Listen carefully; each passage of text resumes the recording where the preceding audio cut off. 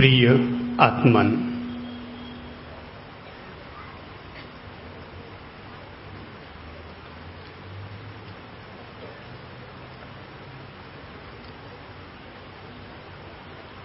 संसार में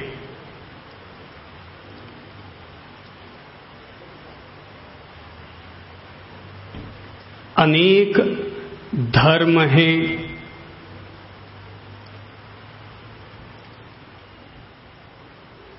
अनेक पंथ हैं, अनेक परंपराएं हैं।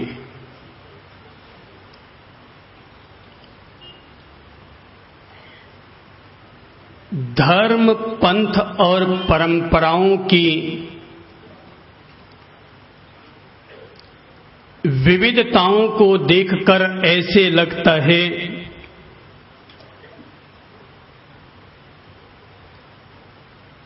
कि मानो धरती के उपवन में अलग अलग तरह के फूल खिले हुए हों।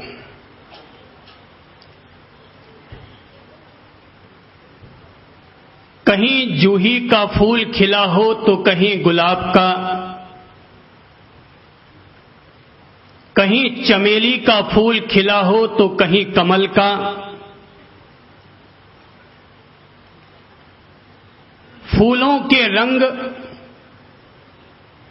रूप और रूपायों में फर्क हो सकता है, लेकिन दुनिया के किसी भी फूल की खिलावट में कहीं कोई अंतर नहीं हुआ करता।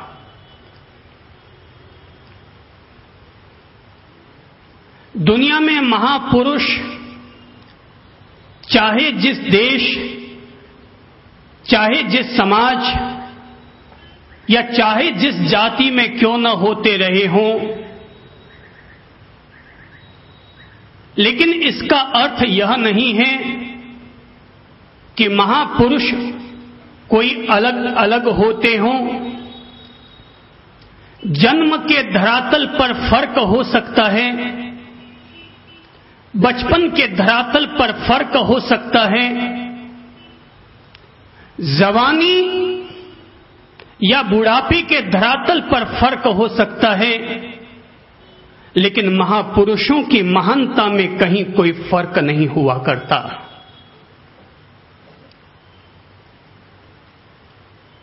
मिट्टी के आकार और प्रकार में फर्क होने का अर्थ यह नहीं होता कि अलग अलग दियों में अलग अलग तरह की ज्योतियां जलती होंगी। सच्चाई तो यह है कि दियों में भेद होने के कारण ज्योति में कोई भेद नहीं होता। चाहे ज्योति मिट्टी के दिए में जले और चाहे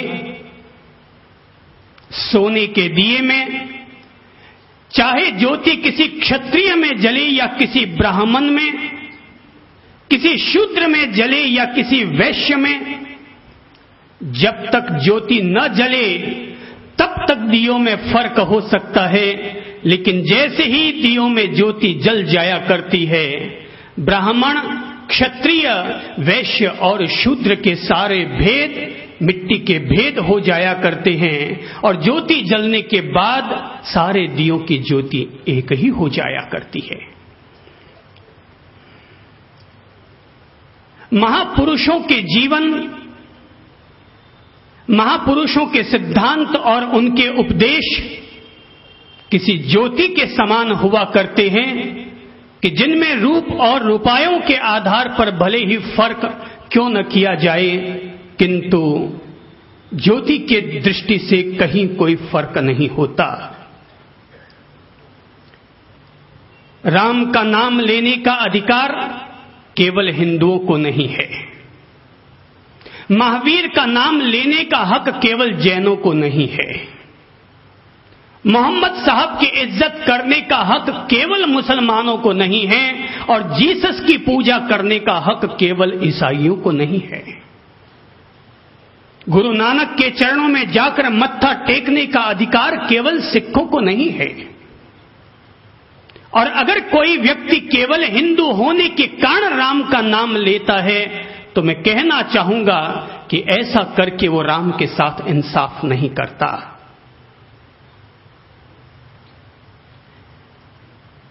जैनों को भी राम का नाम लेने का हक है और हिंदुओं को भी महावीर के प्रति अर्चन करने का अधिकार है। और जब तक मानव समाज में महापुरुषों के प्रति रहने वाली दृष्टि सकारात्मक न बन पाएगी, तब तक मानव समाज केवल किन्हीं चार दीवारों में बंद करके रह जाएगा। वह किसी भी महापुरुष का अपने लिए, समाज के लिए, मानव जाति के लिए सही सार्थक उपयोग न कर पाएगा।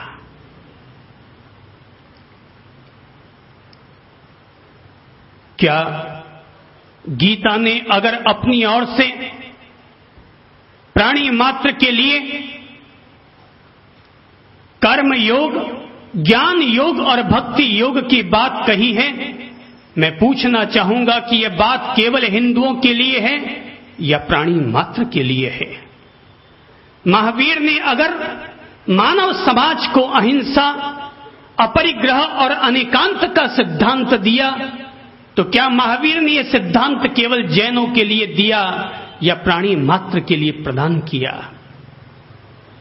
अगर मोहम्मद साहब ने यह सिद्धांत दिया कि व्यक्ति जाति पात और छुआछूत से ऊपर उठकर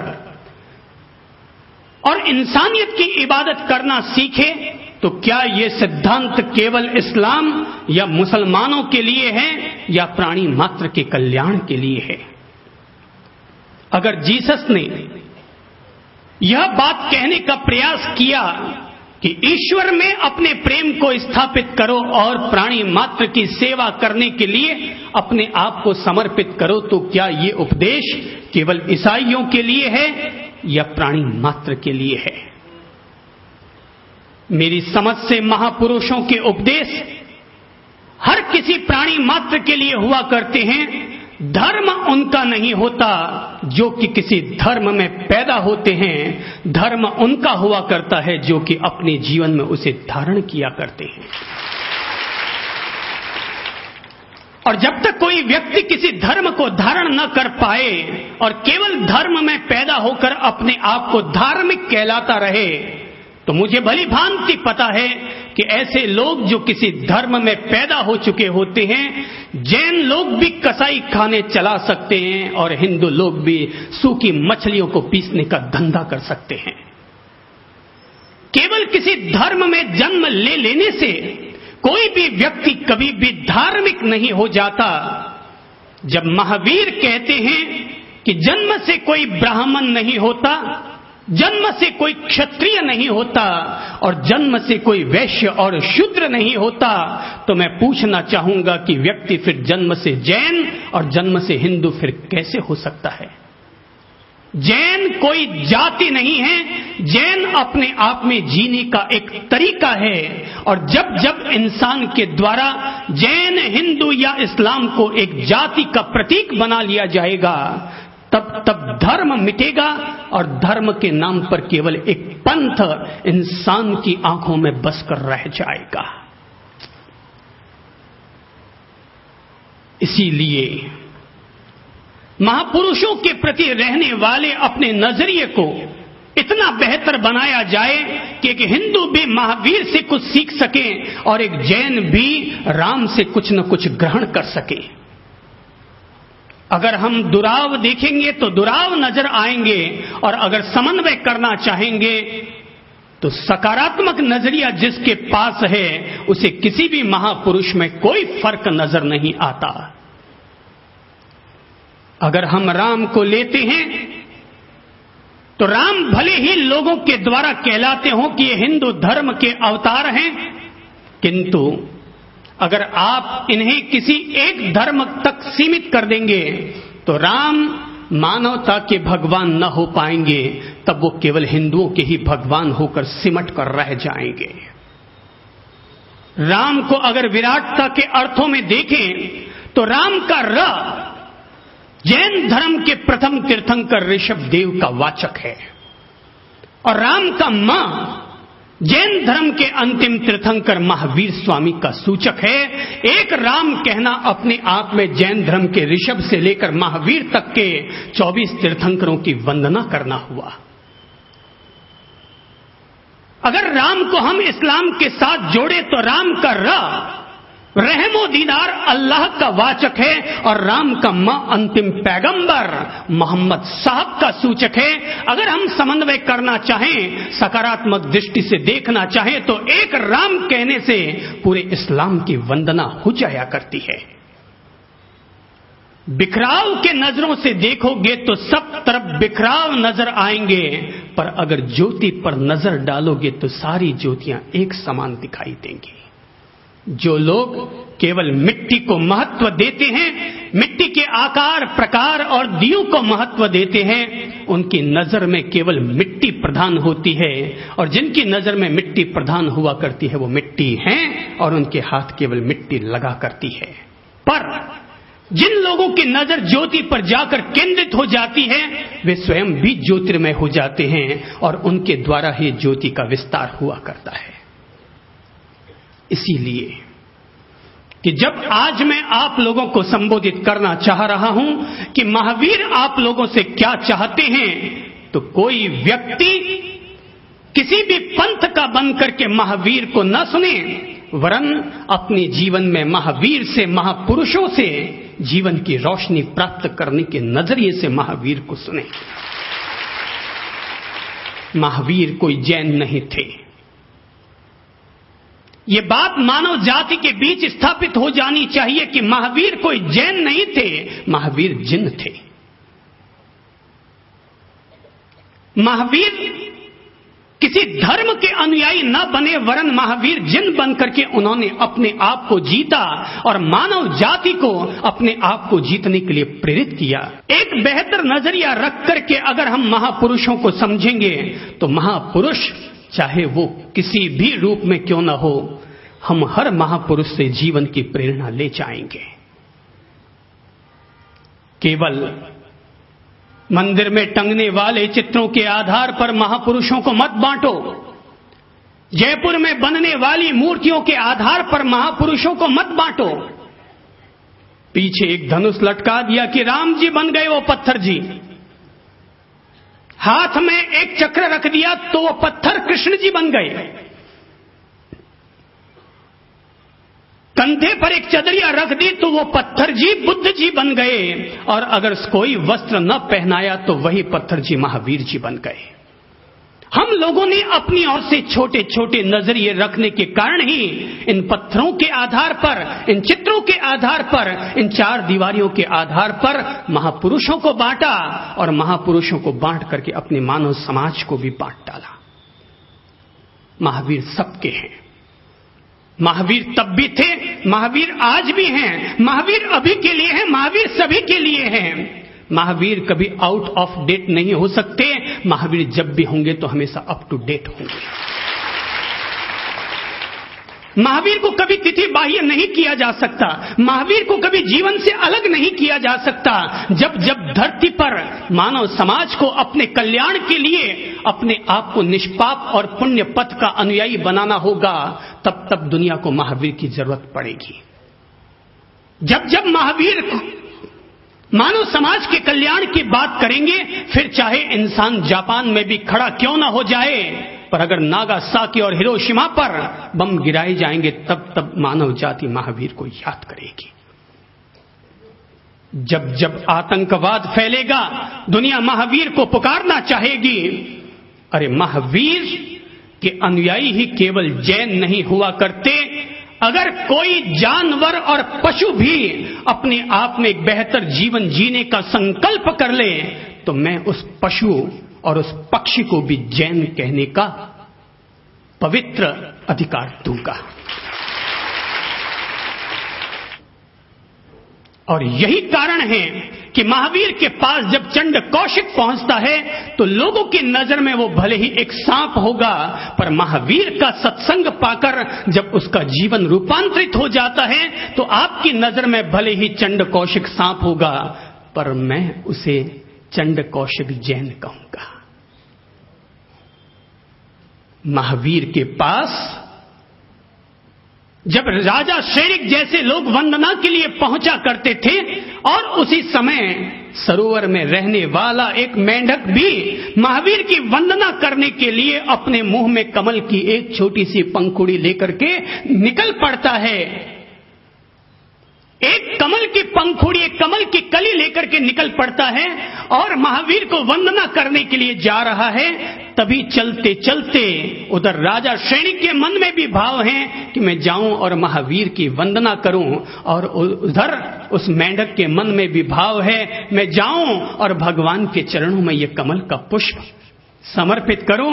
मेंढक चल रहा है। तभी राजा श्रेणिक की यात्रा में चल रहे घोड़ों के टापुओं में से किसी एक का पांव उस मेंढक पर गिरता है और मेंढक कुचल करके मर जाता है। और जब वही मेंढक मरता है, राजा श्रेणिक जब भगवान की वंदना के लिए पहुंचता है, तभी देवलोक से एक अत्यंत रिद्धि समृद्धिशाली देव उतर कर आता है और महावीर के चरणों में जाकर के कमल की पंखुड़ियां समर्पित करता है। श्रेणिक पूछते हैं, भगवान ये इतना दिव्य देव कौन है? भगवान ने कहा, यह वही मेंढक है जो कि तीर्थंकर की वंदना करने के लिए अपने मुंह में कमल के पंखुड़ी लेकर के निकला था। क्या आप उस मेंढक को मेंढक कहेंगे? मैं कहूंगा उस मेंढक का नाम रखिए मेंढक जैन। वह व्यक्ति जैन नहीं है जो केवल किसी जैन कुल में पैदा हुआ है। अगर कोई आदमी मुसलमान है और खड़े होकर के अगर यहां संकल्प लेता है कि मैं आज के बाद मांसाहार का उपयोग न करूंगा, मैं कहूंगा वो आदमी जैन है। और हमारे जीवन में ऐसे न जाने कितने कितने लोग हुए हैं, कितने सिंधी, कितने पंजाबी, कितने इस्लाम के अनुयायी जिन्होंने अपने द्वारा मांसाहार का त्याग किया। और हम आज भी कहते हैं, अगर कोई व्यक्ति किसी भी जाति का क्यों न हो, छोटी जाति का या बड़ी जाति का, अगर कोई भी व्यक्ति जो कि मांसाहार का उपयोग करता रहा है, वो अगर ये संकल्प लेने को तैयार हो कि मेरे घर में आज के बाद मांस नहीं पकेगा, मांस नहीं आएगा, अंडा नहीं आएगा, वो घर यहां से भले ही 15 किलोमीटर भी दूर क्यों ना हो, हम उसके यहां आहारचर्या के लिए चलने को तैयार हैं।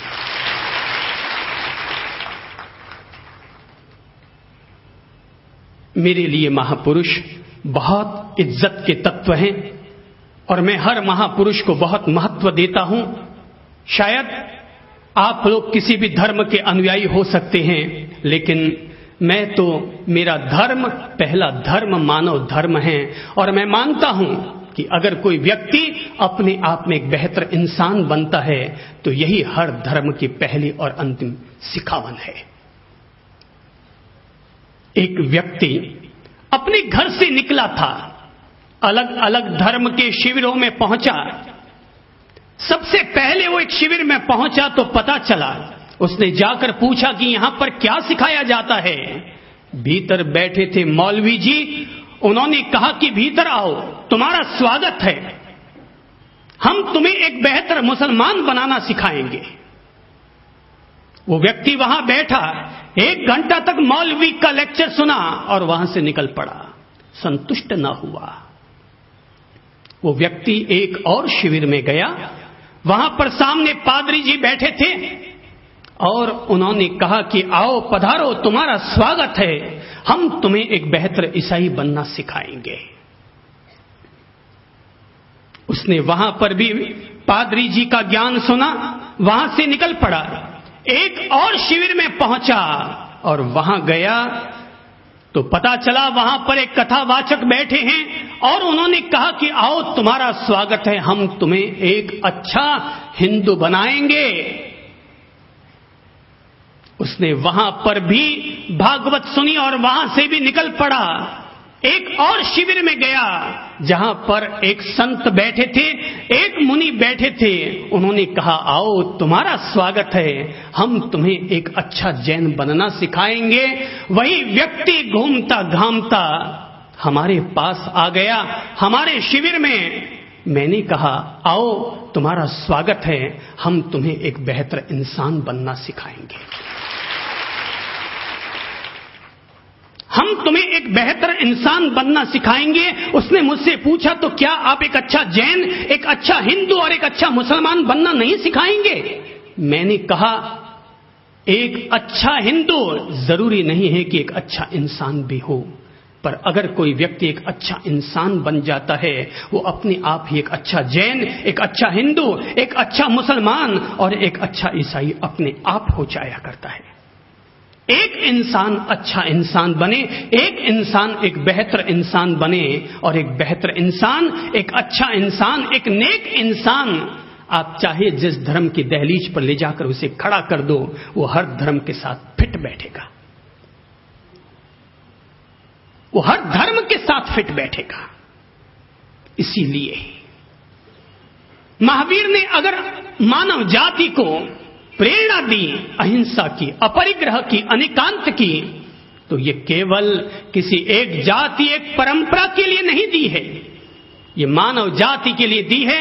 मैं समझता हूं कि पिछले 2500 साल में महावीर के सिद्धांत को अगर इस देश में ठीक ढंग से किसी व्यक्ति ने अगर लागू किया तो महात्मा गांधी थे, जिन्होंने अहिंसा को आजादी के लिए लागू किया, जिन्होंने अपने अपरिग्रह को अपने जीवन के साथ लागू किया, और जिन्होंने अनेकांत को अपने विचारों के साथ लागू किया, और देश को यह सुकून दिया कि अहिंसा के आधार पर भी आजादी ली और दी जा सकती है।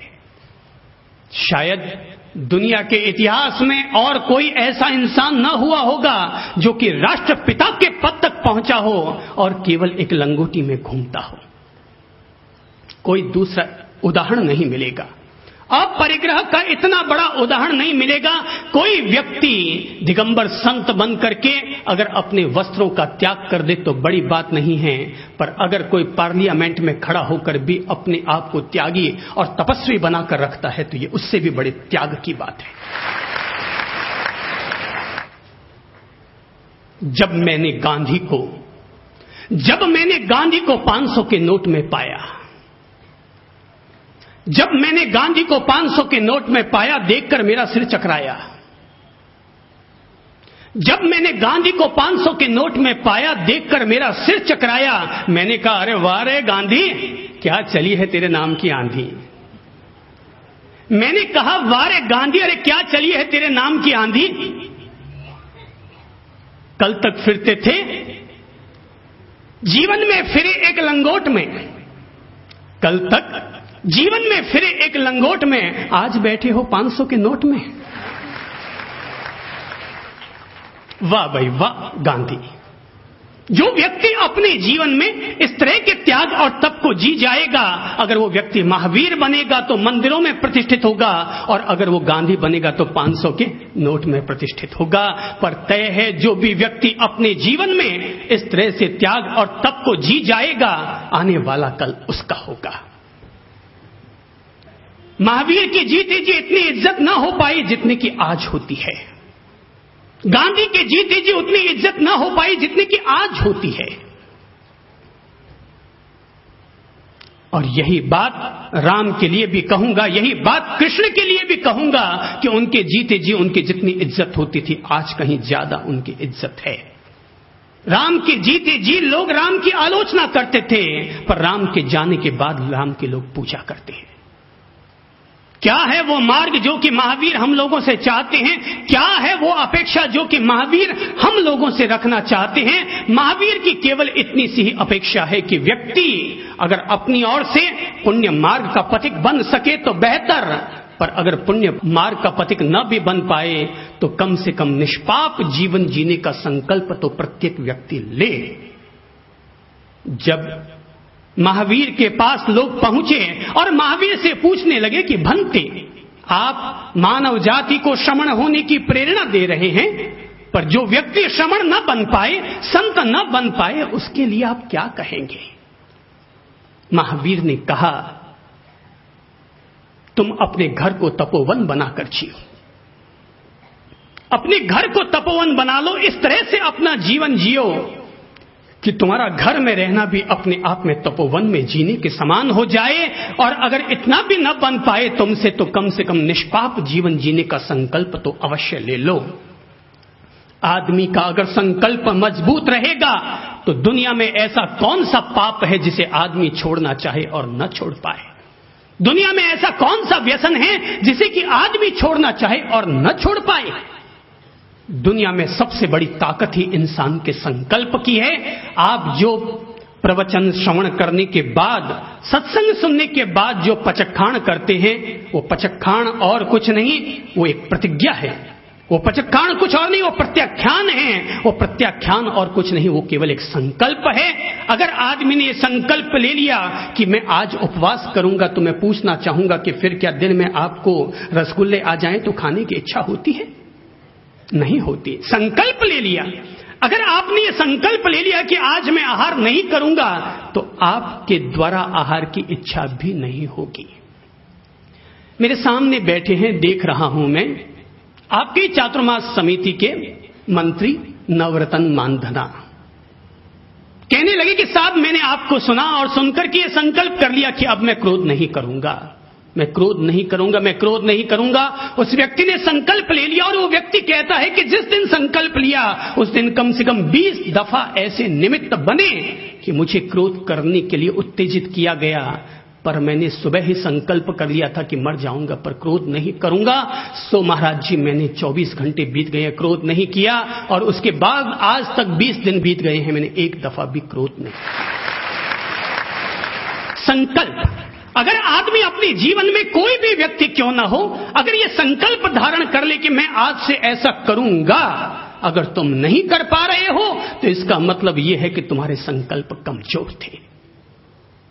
और अगर तुम वैसा कर रहे हो तो इसका मतलब मानना कि तुम मजबूत मन के आदमी हो और जो संकल्प करते हो उसे मर के भी निभाते हो। लिए हुए संकल्प और दिए हुए वचन को मर के भी निभाना चाहिए। संकल्प लो मत, वचन दो मत, पर अगर संकल्प ले लिया है तो मर के भी निभाओ, और अगर वचन दे दिया है तो प्राण जाए पर वचन न जाए। किसी के सामने अगर 2 शब्द कह दिए हैं, उसे अपने जीवन का सत्य और वचन समझो और मर के भी उसे निभा डालो। राजा बलि जैसे लोगों ने तो अपने वचन को और संकल्प को निभाने के लिए जब भगवान वामन अवतार का रूप लेकर आते हैं और राजा बलि से कहते हैं कि राजा बाली संकल्प लो कि मैं तुम्हें 2.5 फुट या 2.5 पांव मैं तुम्हें जमीन दान देता हूं। बोले लिया महाराज।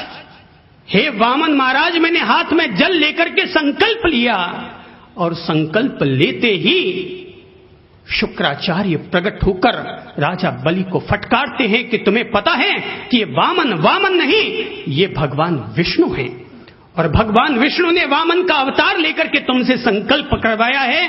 तुम नहीं जानते कि इन्होंने 2.5 पांव जमीन मांग करके तुमसे क्या मांग लिया है। पर राजा बलि कहते हैं चाहे जो स्थिति बन जाए, राजा बलि अपने जीवन में लिए हुए संकल्प को तोड़ेगा नहीं। शुक्राचार्य अभिशाप दे जाते हैं कि तू ऐश्वर्यहीन हो जाए, फिर भी राजन यही कहते हैं लिए हुए संकल्प को मैं नहीं तोड़ूंगा। भले ही मैं दानव कुल में क्यों ना पैदा हुआ हूं, पर लिए हुए संकल्प को और दिए हुए वचन को मैं नहीं तोड़ सकता। और तब भगवान विष्णु वामन के अवतार के रूप में 2.5 पांव में पूरी पृथ्वी को नाप लेते हैं, स्वर्ग पाताल और पृथ्वी लोक को नाप लेते हैं। और जब तीसरा पांव रखने की वेला आती है तो वामन पूछते हैं, कहो राजन, 2 पांव में सारी धरती नाप चुका, अब तीसरा पांव कहां रखूं? तुमने मुझे 2.5 पांव रखने की रजा दी है, संकल्प लिया है, बताओ कि अपना बाकी का आधा पांव कहां रखूं? राजा अपना शीश समर्पित करता है और वामन से कहता है, प्रभु मेरे माथे पर आप अपना पांव रखिए। पांव रख दिया तो तुम्हारा वहीं कचूमर निकल जाएगा। राजन कहते हैं, भगवान चाहे कचूमर निकले चाहे चूमर निकले, पर दिए हुए वचन को और लिए हुए संकल्प को ये राजा कभी तोड़ेगा नहीं।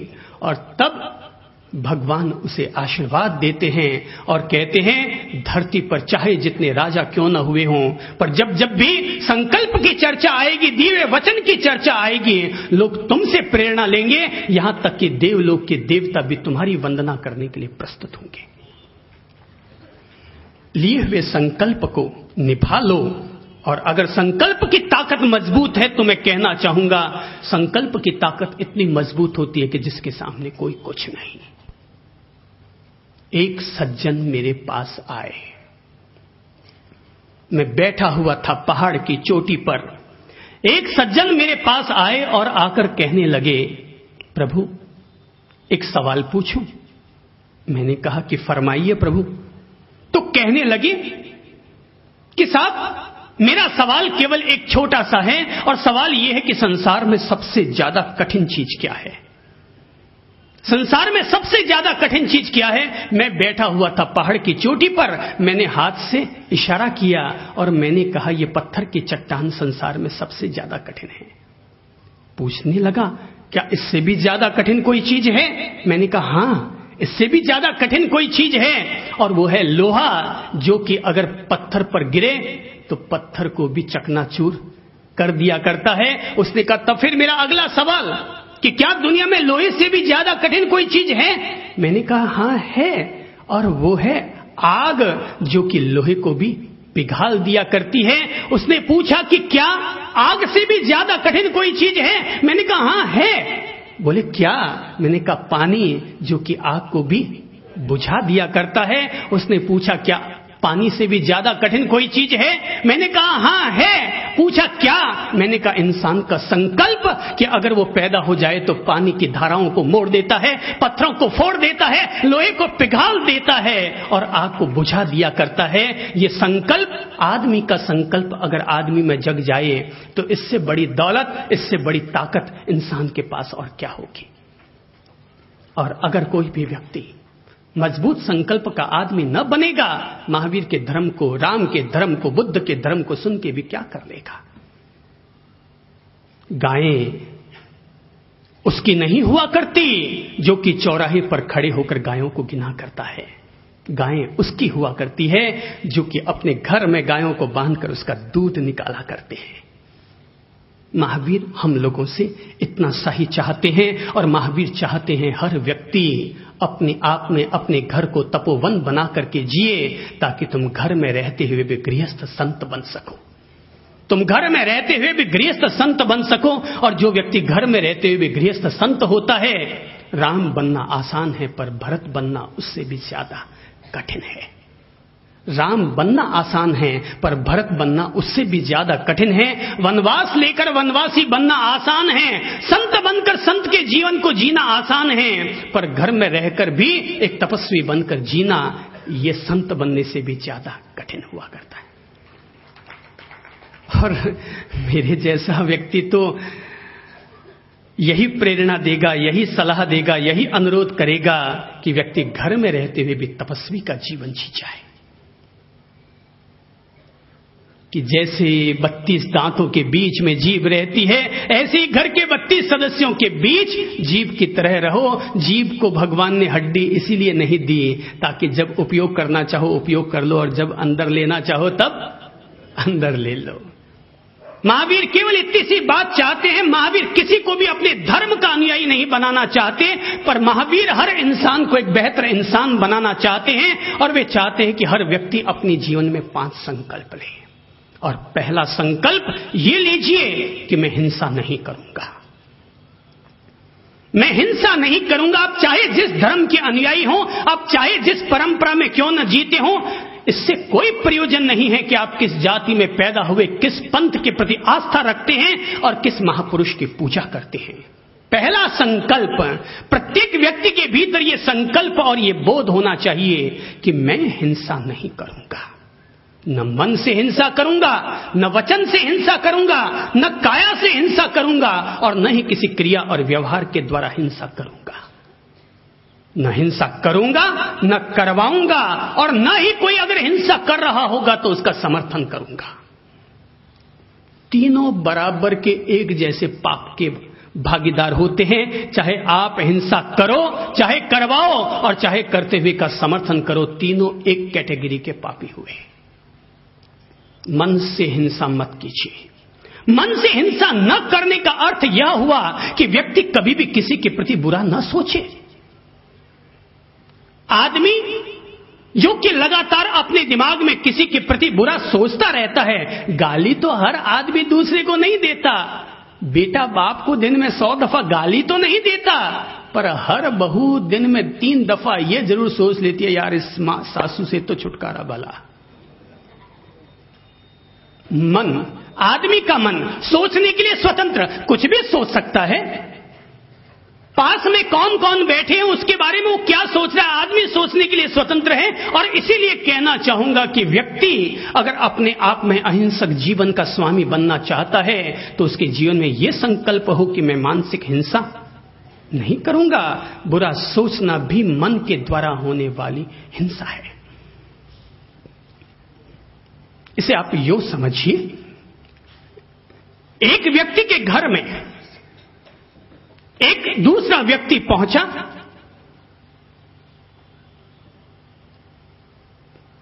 यूं तो कहलाते दोस्त थे, पर जिस व्यक्ति के यहां पहुंचा वो आदमी उसके प्रति खार खाया हुआ और मौका तलाश रहा था कि कब ऐसा मौका आए कि मैं इस आदमी को खत्म करूं।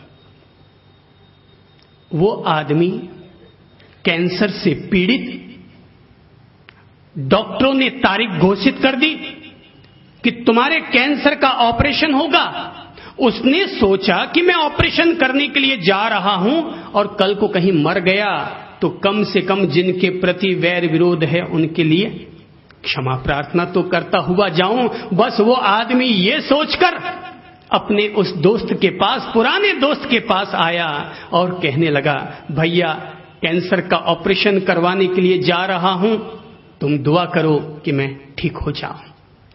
वो आदमी घर में जाता है, उसे पुरानी रंजिश याद आ जाती है, शरबत बनाता है और शरबत में तभी वो पॉइजन की शीशी उड़ेल देता है, ले जाता है, शरबत पिलाता है। वो आदमी मस्ती से शरबत पीकर घर से निकल जाता है। पर अगले दिन वो आता है, आकर के धन्यवाद देने लगता है कि भैया क्या तूने यार गजब का शरबत पिलाया कि जब मैं यहां से ऑपरेशन करवाने के लिए हॉस्पिटल में गया तो डॉक्टर ने कहा कि तुम्हारे कैंसर का रोग ही खत्म हो गया। भैया मैं तुम्हें धन्यवाद देने के लिए आया हूं, मैं तुम्हें धन्यवाद देने के लिए आया हूं। आप मुझे बताइए, जहर देने वाले व्यक्ति को पुण्य हुआ कि पाप हुआ? क्या हुआ? एक डॉक्टर के पास एक मरीज पहुंचा, उसका ऑपरेशन किया गया। ऑपरेशन सावधानी से किया गया, मगर इसके बावजूद अंदर में कोई नाड़ी ऐसी कट गई कि खून रुक न पाया और आदमी मर गया। किसी ने उस पर केस ठोक दिया कि इसने जानबूझकर मेरे भाई की हत्या कर डाली है। आप मुझे बताइए कि डॉक्टर को पाप हुआ कि पुण्य हुआ? पुण्य हुआ है। और जहर देने वाले आदमी को पाप हुआ कि पुण्य हुआ? पाप हुआ।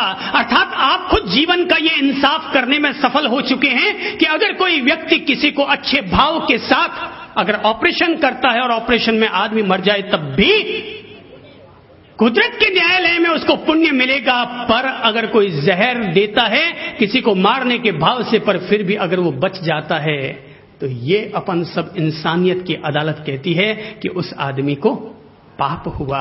अर्थात आदमी के मन के अच्छे और बुरे भाव ही आदमी के हिंसा का मूल आधार हुआ करते हैं। इसलिए बुरा मत सोचो, ये संकल्प रखो कि मैं हिंसा नहीं करूंगा, अर्थात मन से भी किसी के लिए बुरा नहीं सोचूंगा। अगर आपका बेटा आपके घर में है ना, तो उसकी तफ्तीश अवश्य कीजिए कि कहीं ऐसा तो नहीं कि वो रात में सपने कहीं बुरे देखता हो सकता है आपके बेटे ने रात को सपना देखा हो कि मैं अपने पड़ोसी के गाल पर चांटा मार रहा हूं, उसके मां बाप मुझसे लड़ने के लिए आए हैं कि तभी मैंने भीतर में पड़ा हुआ लोहे का छड़ निकाल लिया और अपने पड़ोसी के बच्चे की छाती में घोंप दिया। सपना था। आप कहेंगे सपना था, लेकिन सावधान, जो बात आज मन में आ गई है भले सपने के रूप में भी क्यों ना आई हो, खतरा कल वो प्रैक्टिकल रूप में भी आ सकती है। इसलिए मन के प्रति पूरे सावधान रहें। धर्म का संबंध क्रिया से कम है, व्यक्ति के मन की धाराओं के साथ ज्यादा है। यदि हम लोग अपने आप को धर्म के आराधक और धर्म के अनुयायी कहते हैं तो मैं कहना चाहूंगा व्यक्ति अपने मन की धाराओं के प्रति सदा जागरूक रहे। मन में आदमी ज्यादा पाप करता है, मन में आदमी दूसरे के प्रति गलत ज्यादा सोचता है। वाणी के द्वारा भी कभी भी किसी को ठेस पहुंचाने वाली भाषा मत बोलिए। ये जबान, इस जबान का अगर ठीक से उपयोग करो तो ये रामायण की रचना करती है, और जबान का अगर गलत उपयोग कर डालो तो यही महाभारत की रचना कर डालती है। रामायण का अगर निर्माण करना है तो जबान का ठीक से उपयोग कीजिए, और महाभारत तो चल ही रहा है। महाभारत चलाने के लिए कोई गंदी जबान का उपयोग करने की जरूरत नहीं है। लोग कहते हैं कि द्रौपदी का चीरहरण किया तो महाभारत रचा गया। हकीकत तो यह है कि महाभारत की रचना तो उसी दिन हो गई थी जिस दिन द्रौपदी ने टॉट कसा था। क्या कसा था बोल लो? हैं, सब लोग जानते हैं कि अंधे का बेटा अंधा ही होता है। इस टॉट को कसने से महाभारत के बीज बोए गए थे। हकीकत तो यह है कि चाहे कोई आदमी सती सावित्री भी क्यों ना हो जाए, पर अगर वो टॉट की भाषा बोलेगी वो हिंसा कहलाएगी, और वही हिंसा बढ़ते बढ़ते कहां तक पहुंच सकती है। महाभारत इसका उदाहरण है। हिंसा नहीं करूंगा, मन के द्वारा नहीं करूंगा, वचन के द्वारा नहीं करूंगा, काया के द्वारा नहीं करूंगा, किसी पर चांटा नहीं उठाऊंगा, किसी पर भी घूंसा थप्पड़ नहीं मारूंगा। अगर सड़क से चलूंगा तो वाहन को सावधानी से चलाऊंगा, अगर पैदल चलो तो चींटी और मकोड़ी को भी बचाओ, और अगर वाहन पर चलते हो तो किसी भी जानवर को बचाकर ही अपनी गाड़ी को चलाओ। मैं हिंसा नहीं करूंगा। पूरी तरह से जागरूकता पूर्वक, होश और बोध पूर्वक अपना जीवन जिए, ताकि हमारे द्वारा हिंसा कम से कम हो। खाने में हिंसा का उपयोग न हो। क्या आपने सोचा कि महावीर ने कभी प्रेरणा दी थी कि जमीकंद मत खाओ? आपने सोचा क्यों? शाकाहार है, आराम से खा सकते हैं, कोई दिक्कत नहीं है। पर हिंसा को थोड़ा सा और कम करने के लिहाज से ही महावीर ने कहा कि जमीकंद से भी बचो। क्यों? क्योंकि जमीन के भीतर आलू, रतालू, मूली, ये सब जमीन के भीतर पैदा होते हैं, और उन्हें सूरज की सीधी रोशनी नहीं लग पाती। इस कारण उसमें जीव जंतु ज्यादा पैदा हो जाते हैं। तो महावीर ने कहा जमीकंद से भी बचने का बोध रखो। महावीर ने कहा रात्रि भोजन मत करो। क्यों? महावीर के घर का क्या जाता, माल आपका, खाते आप हैं, उनको क्या तकलीफ? पर वो चाहते हैं हिंसा कम हो, इसलिए महावीर ने कहा रात्रि भोजन से भी बचो। तुम रोशनी में खाना खाओ, अंधेरे में खाना मत खाओ। आप देखते हैं इस समय अगर रात को 9 बजे लाइट जला दो तो कितने मच्छर पैदा हो जाते हैं। तो खाना बनाएंगे तो 10-20 तो उसमें से तोरों की सब्जी में आकर जरूर गिरेंगे, और वो आपके लिए छौंका बन जाएगा। इसलिए रात के भोजन से बचो। पता नहीं, लोग धर्म को सुनते तो हैं, पढ़ते तो हैं, मानते तो हैं, पर कोई भी आदमी अपने जीवन में प्रैक्टिकल लाइफ में धर्म को जीता नहीं है। ठीक है, 2-5% लोग रात को नहीं खाते होंगे, बाकी 95% तो सब लोग रात को खाते हैं। तब तक खाते हैं जब तक सही समझ नहीं आती। पर जिस दिन आपको यह समझ में आ जाएगी कि दिन में भोजन करना देवताओं का काम है और रात को भोजन करना राक्षसों का काम है, उस दिन आप छोड़ देंगे। नपे तुले बोलो, नपा तुला खाओ, ज्यादा जियोगे। तो मेरे भाई, मन के द्वारा हिंसा नहीं करेंगे, वचन के द्वारा हिंसा नहीं करेंगे, और काया के द्वारा हिंसा नहीं करेंगे। पहला संकल्प, क्या संकल्प दिला रहा हूं? पहला संकल्प। मैंने आपको 28 करने के लिए नहीं कहा है, 8 उपवास करने के लिए नहीं कहा है। मुझे पता है हर आदमी भूखा नहीं रह सकता, पर पहला संकल्प मैं हिंसा नहीं करूंगा। और दूसरा संकल्प महावीर दिलाना चाहते हैं, और वो ये है कि मैं झूठ नहीं बोलूंगा। इतना सीधा सरल धर्म दे रहा हूं आप लोगों को। दूसरा संकल्प यह व्यक्ति का रहना चाहिए, प्रत्येक व्यक्ति, प्रत्येक धर्म आस्थाशील व्यक्ति का यह संकल्प रहना चाहिए कि मैं झूठ नहीं बोलूंगा। जो समाज, जो आज की मानव जाति अपने साथ झूठ को इस कदर जोड़ चुकी है कि बात बात में हम लोग झूठ बोलते हैं। झूठ अपने आप में वैतरणी है, झूठ अपने आप में कीचड़ का गड्ढा है, झूठ अपने आप में कैक्टस का कांटा है, झूठ अपने आप में गली में बहने वाली गंदी नाली है। और हम लोग झूठ को इस कदर अपने साथ जोड़ चुके हैं, मेरी समझ से 100 में से 98 लोग झूठे होते हैं। आप सुधारना चाहेंगे क्या?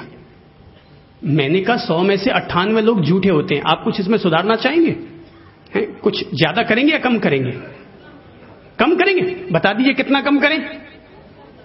आप ही बता दीजिए, क्योंकि बोलने वाले लोग बोलेंगे तो ज्यादा सही इंसाफ होगा। हाँ जी बताइए, 100 में से कितने लोग झूठ बोलते हैं?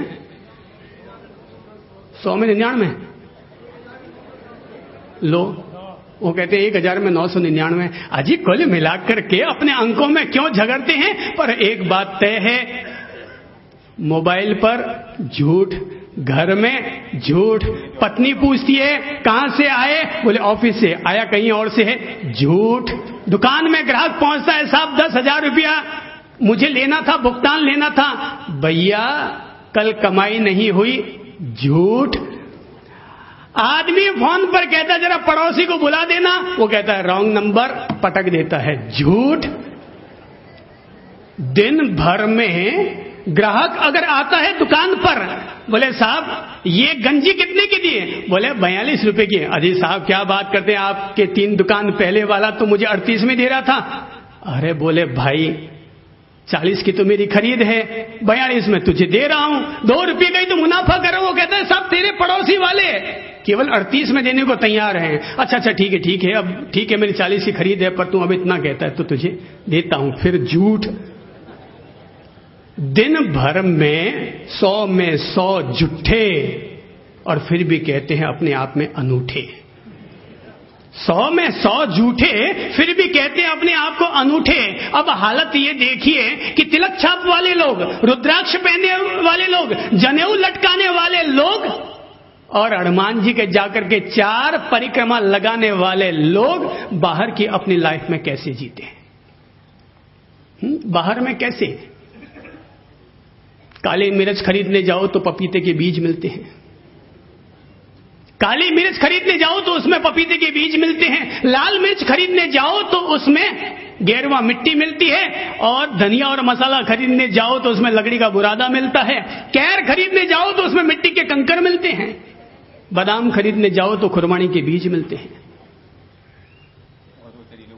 और अगर खरा घी लेने जाओ ना तो गायों की चर्बी मिलती है। अब आप बताइए अपन कौन से धर्म को जिए? अपन लोग कौन सा धर्म जीते हैं? लोग मंदिर में तो धार्मिक हो जाते हैं, और मंदिर से निकलने के बाद मक्का गया, हज किया, बन के आया हाजी, और आजमगढ़ में जब से लौटा फिर पाजी का। मक्का गया, हज किया, बन के आया हाजी। हाजी साहब बन के आया, अरे साहब बहुत पुण्य करके आए हैं, तीर्थ यात्रा करके आए हैं। और उनकी हालत देखो, तीर्थ यात्रा करके आते हैं लोग, मंदिर के तो धार्मिक होते हैं, पर प्रैक्टिकल लाइफ के सुबह जाते हैं मंदिर और शाम को जाते हैं मदिरालय। अपन लोगों का अब इतना सा धर्म बच गया है। बाहर खड़े होंगे तो कहेंगे जियो और जीने दो, और भीतर जाएंगे तो कहेंगे पियो और पीने दो। ये अपना धर्म का विरोधाभास हो गया है भाई। अपने जीवन में संकल्प ले लो कि बात बात में झूठ नहीं बोलूंगा। अरे ठीक है यार, अगला कोई गला थोड़ी काटेगा। अपन ने सत्य कह दिया, थोड़ी सी हो सकता है उसको थोड़ा तकलीफ हो जाए कि अपनी थोड़ी इज्जत डाउन हो जाए। अब इससे ज्यादा क्या होना है? इससे ज्यादा तो कुछ होना जाना है नहीं, ग्राहक वापस चला जाएगा, इससे ज्यादा क्या होगा? पर कम से कम जीवन में इतना सत्य तो हो सके कि कोई आप पर भरोसा भी कर सके। इतना सत्य तो होना ही चाहिए कि कोई व्यक्ति आप पर विश्वास कर सके, वरना यह होगा बाहर में विश्वास दिखाना पड़ेगा पर भीतर से आदमी सावधान रहेगा। एक घर में लक्ष्मी जी प्रकट हुई, और लक्ष्मी जी ने प्रकट होकर के उस व्यक्ति से कहा कि भाई मैं तेरे घर रहते इतने साल हो गए, मैं तो जाती हूं। सेठ ने कहा भाई मैं तो चाहता तू यहीं पर रहे, पर अगर तू जाना ही चाहती है तो तेरी मौज।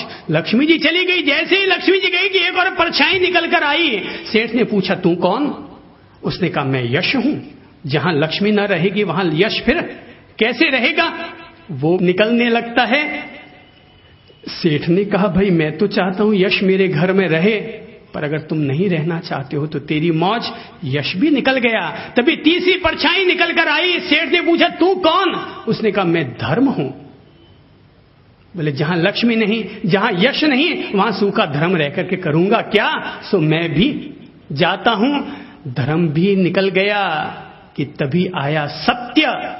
उसने कहा जहां लक्ष्मी नहीं, यश नहीं, धर्म नहीं, वहां मेरा वासा कैसे हो सकता है? सेठ ने कहा अरे सत्य, अरे तेरे को रखने के लिए तो मैंने लक्ष्मी, यश और धर्म का त्याग किया।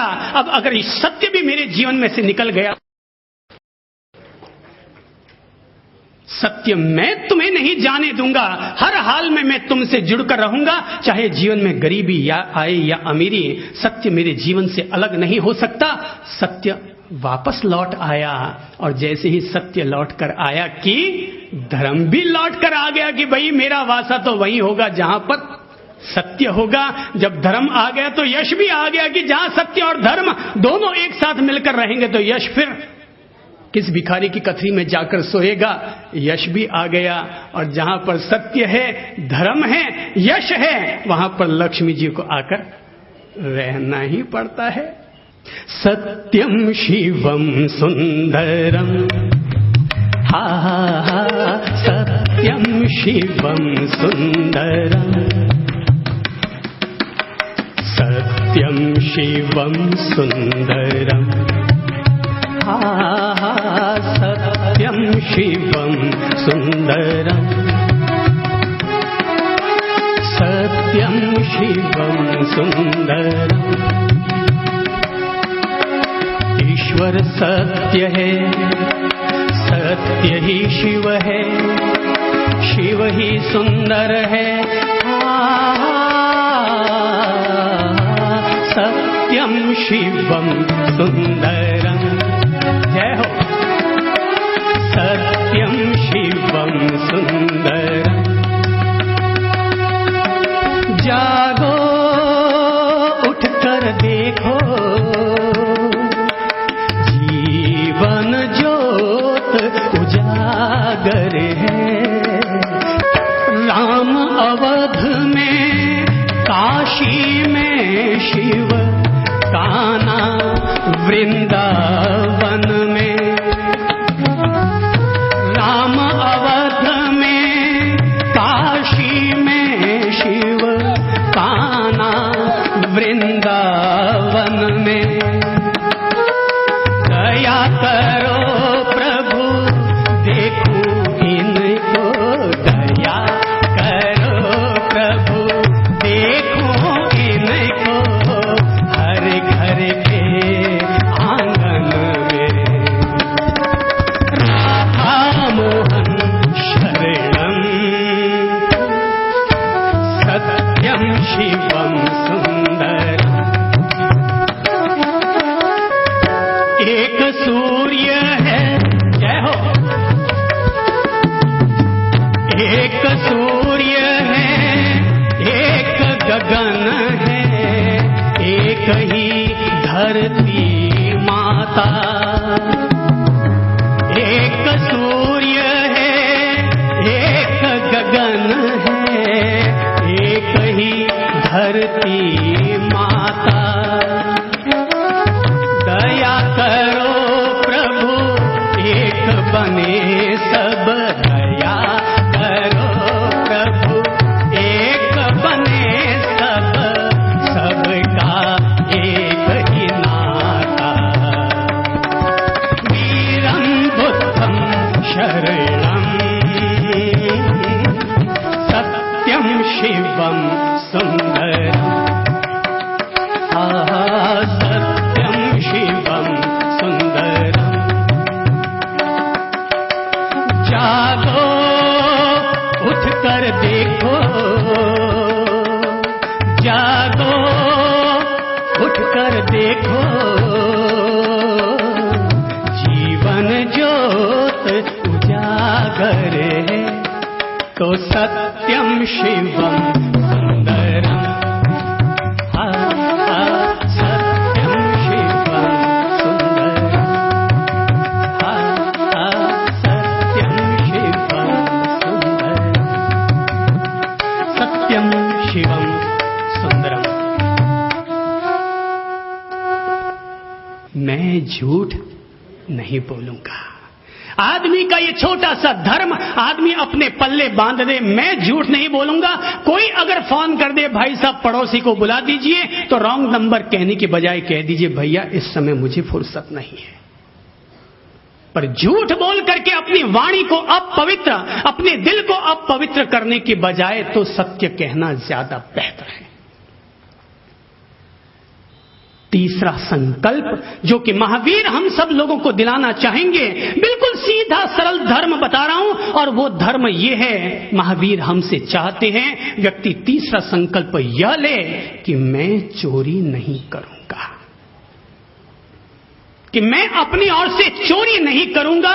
आदमी चोरी कर कर के अपनी पत्नी के हाथों में सोने की चूड़ियां तो पहना सकता है, पर वो दिन भी दूर नहीं जब यही सोने की चूड़ियां तुम्हारे हाथों में हथकड़ियां पहना दे। तो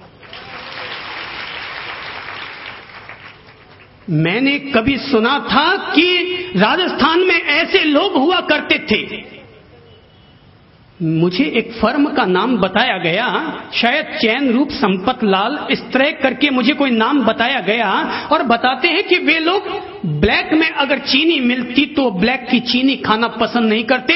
अरबपति आदमी मगर संकल्प लिया हुआ कि मैं चोरी नहीं करूंगा, तो व्यक्ति ब्लैक में शक्कर लेने की बजाय गुड़ की चीनी पीना ज्यादा पसंद करते थे। इसे कहते हैं धार्मिक, इसे कहते हैं धर्म का अनुयायी, इसे कहते हैं अपने अपने महापुरुषों के प्रति आस्था का तरीका। चोरी नहीं करूंगा अर्थात रिश्वत न लूंगा और न रिश्वत दूंगा। इस हिंदुस्तान में जितना सत्यानाश इस चोरी के धर्म ने किया है, जितना भ्रष्टाचार इसने फैलाया है, भारत के लोग अगर कहीं बाहर जाते हैं ना, तो वहां पर सब जगह लिखा हुआ रहता है। आप कभी विदेश गए होंगे ना, आप में से कई सैकड़ों लोग गए होंगे विदेश। आप जाते हैं तो देखते हैं कि अखबार पड़ा है, पास में एक डिब्बा रखा हुआ है, मूल्य रखा हुआ है, लोग आते हैं, अखबार उठाते हैं, पैसा डालते हैं, आगे चले जाते हैं।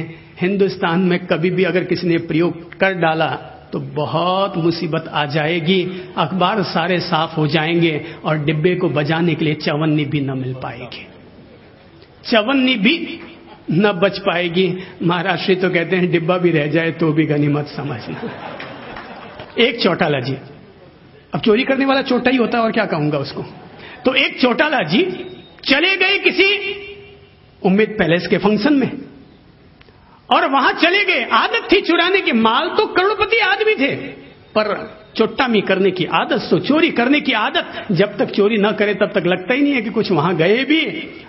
उम्मीद पैलेस में चांदी के चम्मच और चांदी के थाली में है खाना परोसा गया, किसमें, चांदी की थाली में, और खाने को लिए क्या दिया गया, चांदी के चम्मच। उन्होंने खाना खाया और उठा करके खीर तो खा ली और 2 चम्मच उठा करके जेब में रख लिए। पास में एक सज्जन बैठे थे, उन्होंने सोचा यार इसने चम्मच तो डाल ली है जेब में, और हम 2 ही लोग यहां पर खाना खाने के लिए बैठे, और जब हम यहां से खड़े होंगे तो लोग समझेंगे यहां पर चोरी हुई है, 1 चम्मच वो ले गया और 1 चम्मच ये ले गया, तो मेरा नाम बीच में फंस जाएगा। सो उसने बीच का रास्ता निकालते हुए कहा, साहब देखिए मैं जादू जानता हूं, जादू। अपनी जेब में 1 चम्मच निकालता हूं तो पड़ोसी की जेब में से 2 चम्मच निकला करते हैं। अपनी जेब में 1 चम्मच डालो तो पड़ोसी की जेब में 2 चम्मच निकलते हैं। लोगों ने कहा यार ऐसा कभी होता है क्या? बोले लाओ चम्मच लाओ। उसने जेब में चम्मच डाला, बोले पड़ोसी की जेब में चेक करो। एक आदमी फिल्म हॉल में बैठा हुआ मूंगफली खा रहा था, फिल्म हॉल में बैठा हुआ मूंगफली खा रहा था, छिलके उतार रहा था। उसने कहा यार छिलके कहां फेंकूं? बोले पड़ोसी की जेब में डाल दे। बोले यार वो कहीं बुरा मान जाएगा तो, उसको पता लग जाएगा तो उसने कहा मैंने तेरे जेब में डाला, पता लगा क्या? मैंने तेरे जेब में डाला तो पता चला क्या? लोग झूठे भी चोरी भी, आदतन लोग चोरी किया करते हैं। कृपा करके अपनी चोरी की आदत को सुधारिए। अगर दे सकते तो इन हाथों को यूं दीजिए, इन हाथों से यूं छीनिए मत। इन हाथों से दीजिए, इन हाथों से छीनिए मत। चोरी कर नहीं करूंगा, ये संकल्प प्रत्येक धर्मावलंबी, प्रत्येक व्यक्ति, प्रत्येक नागरिक का होना चाहिए कि मैं चोरी नहीं करूंगा। अगर भारत में से रिश्वतखोरी और चोरी की व्यवस्था अगर निकल जाए तो भारत फिर से सोने की चिड़िया बन सकता है। यहां सब खाते हैं, रोटी नहीं खाते हैं। यहां सब खाते हैं पर रोटी नहीं खाते हैं। खाते हैं पर सड़क पर चलो तो पुलिस वाला खाता है, कलेक्ट्री में जाओ तो कर्मचारी खाता है, अंदर घुस जाओ तो सचिव खाता है, कहीं कोई कलेक्टर खाता है, कहीं कोई एसपी खाता है, नेता खाता है, अभिनेता खाता है। सब यहां पर खाते खाते खाते हैं। और हालत ये बन गई है, देश जिसके पास आज भी अथाह संपत्ति है, मगर खा खाकर इन लोगों ने देश को इतने नीचे तल पर ले आए हैं कि अगर केवल देश में रहने वाले नेताओं का ही अगर माल निकाल लिया जाए ना, तो देश की गरीबी मिट सकती है। एसपी एक बार मेरे पास बैठे हुए थे और कहने लगे, साहब हमारे यहां तो फिक्स है कि किसी को डीआईजी बनना है तो कितना लगेगा, किसी को आईजी बनना है तो कितना लगेगा, एसपी बनना है तो कितना लगेगा, यहां से वहां ट्रांसफर करवाना है तो कितना लगेगा, और वहां से यहां लाना है तो कितना लगेगा। अब आप बताइए, अगर हम 25 लाख देकर के कहीं से ट्रांसफर होकर आए हैं, वापस नहीं निकलवाएंगे तो क्या करेंगे? वापस नहीं निकलवाएंगे तो क्या करेंगे? चारों तरफ ये हालत हो गई है। भगवान के अचौर्य व्रत की फिर से प्रस्तुति होनी चाहिए और मानव समाज के बीच मैं चोरी नहीं करूंगा ये संकल्प जरूर होना चाहिए। भगवान आप मुझ पर दया करें और मुझे बताएं कि मेरे देश में भ्रष्टाचार कब खत्म होगा। भगवान ने आंखें बंद की, 2 मिनट बाद बताया 40 साल में खत्म हो जाएगा। रूस की आंखों में से भी आंसू आ गए, क्या 40 साल तक हमें और भ्रष्टाचार देखना पड़ेगा? भारत ने कहा, भगवान आप हमें बताइए कि हमारे देश से भ्रष्टाचार खत्म होगा कब? अब तक तो अमेरिका को आंसू आए थे, रूस और इंग्लैंड को आंसू आए थे, पर इस बार तो भगवान की आंखों में आंसू आ गए। अरे भाई क्या बताऊं, तेरे देश से भ्रष्टाचार कब खत्म होगा? तेरे देश से भ्रष्टाचार कब खत्म होगा? बाबा भारती गुजर रहे थे रास्ते से, बाबा भारती गुजर रहे थे रास्ते से कि बीच में एक भिखारी मिला और कहा, ओ बाबा, मैं कई दिनों से यहां पड़ा हूं, घायल हूं, भूखा हूं, अगर हो सके तो तेरे पास घोड़ा है, तू अपने घोड़े पर बैठा कर मुझे मेरे गांव पहुंचा दे। बाबा भारती ने कहा, भाई अगर ऐसी बात है तो कोई बात नहीं, तुम मेरे घोड़े पर बैठ जाओ, मैं तुम्हें उधर तक पहुंचा देता हूं। और बाबा भारती ने यह कहते उस भिखारी को हाथ लगाया, उसे उठाने में मदद की और घोड़े पर बैठाया। पर जैसे ही वो आदमी घोड़े पर बैठा कि उसने घोड़े को किक मारी और भागने लगा, तो बाबा भारती ने पूछा, अरे ये तुम क्या कर रहे हो? उस भिखारी ने कहा, अजी वो तो मेरा केवल एक ढोंग था, मैं कोई भिखारी नहीं। अरे मैं तो चंबल का डाकू खड्ग सिंह हूं, जिसने कि तुमसे घोड़ा लेने के लिए चाल चली थी। बाबा भारती ने उसे अपने पास बुलाया, बोले मैंने तुम्हें अपना घोड़ा गिफ्ट दिया, मगर तुम मेरी बात सुन जाओ। डाकू खड्ग सिंह वापस घोड़ा घुमा कर लाते हैं तो बाबा भारती कहते हैं कि डाकू खड्ग सिंह, आज तो तुमने ऐसा किया, आज के बाद फिर दोबारा कभी ऐसा षड्यंत्र मत रचना, वरना गरीबों पर लोगों का विश्वास उठ जाएगा, वरना गरीबों पर लोगों का विश्वास उठ जाएगा कि हम लोग गरीबों की मदद किस तरह से करें। अगर गरीब लोग हमारे साथ इस तरह से अगर गलत व्यवहार करेंगे तो ये इतिहास बताता है कि तब डाकू खड्ग सिंह पर बाबा भारती का ऐसा प्रभाव पड़ता है कि वह वहीं पर ही अपना आत्मसमर्पण कर देता है। और तब उसके जीवन का ये संकल्प होता है, मैं डाकागिरी नहीं करूंगा, मैं चोरी नहीं करूंगा। और ये संकल्प जिसके पास है वह व्यक्ति धार्मिक है, मैं चोरी नहीं करूंगा। चौथा संकल्प जो कि दिलाना चाहूंगा वो ये है कि मैं व्यभिचार नहीं करूंगा। मैं अपने पति अपनी पत्नी तक संतुष्ट रहूंगा, पर इसके अलावा किसी पर भी गलत नजर डालना मेरे लिए व्यभिचार के अंतर्गत आएगा। शील से बढ़कर कोई तीर्थ नहीं होता, शील से बढ़कर कोई मंदिर नहीं होता, शील से बढ़कर कोई धर्म और गुण और आश्रम नहीं हुआ करता। शील अपने आप में जीवन का सबसे बड़ा सद्गुण है, सबसे बड़ा धर्म है और सबसे बड़ा तीर्थ है। और अगर जिस शील को ही हम अपने पास बचाकर नहीं रखेंगे तो इंसान सोचे कि उसके पास आखिर उसकी आभा क्या रहेगी, तेजोमयता क्या रहेगी अगर उसने अपने शील को ही गिरवी रख दिया तो। एक व्यभिचारी व्यक्ति की क्या औकात होगी? उस व्यक्ति के पास कौन सा सत्य रहेगा, कौन सा धर्म रहेगा, कौन सा ईमान रहेगा और ईश्वर का उस पर कौन सा अनुग्रह रहेगा? जब राम जी सीता जी के साथ विवाह करके सुहाग रात मनाने के लिए गए, तो जैसे ही राम जी सीता जी के पास पहुंचे तो राम जी ने जो शब्द कहे थे वो मैं सुनाना चाहूंगा। राम जी ने कहा था, सीते, जब मैं तुम्हारे कक्ष में आ रहा था तो मां कौशल्या ने मुझे बुलाकर कहा कि बेटा, पत्नी के पास सुहाग रात के दिन खाली हाथ नहीं जाया जाता है, इसलिए ये चंद्र चूड़ामणि हार अपने साथ ले जाओ और अपनी पत्नी के माथे के जूड़े में इसे बांध देना। राम जी लेकर के वो सीता जी के पास पहुंचते हैं और सीता जी को कहते हैं, लो अपना जूड़ा मेरे पास करो और मैं उसमें ये चंद्र चूड़ामणि बांध देता हूं। सीता ने प्रश्न किया, प्रभु, ये चंद्र चूड़ामणि तो आप मां के कहने से लेकर आए हैं, ये तो आप मां की तरफ से दे रहे हैं, आज सुहाग रात के दिन आप मुझे आप क्या देंगे? ये तो आपने मां की तरफ से दिया है, आप अपनी ओर से मुझे क्या देना चाहेंगे?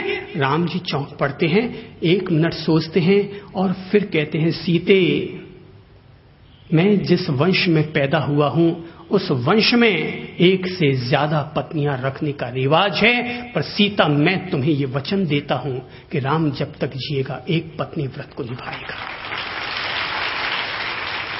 राम जब तक जिएगा एक पत्नी व्रत को निभाएगा, और ये पत्नी व्रत रहने के कारण ही राम दुनिया के लिए आदर्श बने थे। और जो भी व्यक्ति अपने लिए एक पत्नी व्रत, एक पति व्रत का नियम अपने जीवन में धारण करेगा, वो व्यक्ति व्यभिचार से मुक्त रहेगा।